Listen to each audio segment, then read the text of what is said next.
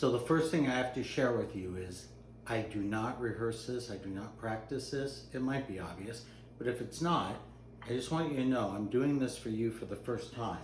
So there are my mushrooms with the garlic and onion and wine sauce.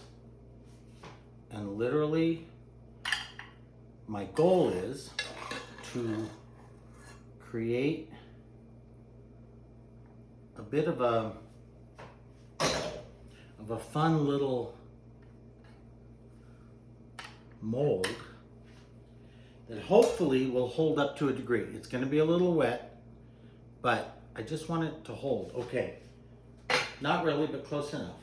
Then I'm going to take the chicken thigh and you put it right on top. And my goal was to try to get it to look, well, you know what the goal was and you know what the reality is, but the idea is to try to make it feel like it's sitting on a little mountain of mushroom, and then you take your chives and you put them right on top. And it's a little messy, but the idea here is crusty chicken. You can see the crust, which looks really nice, sitting on top of mushrooms, garlic, onion, in the juices of the chicken that cooked earlier with a little bit of chive on top. And there we go, Jacques Pepin.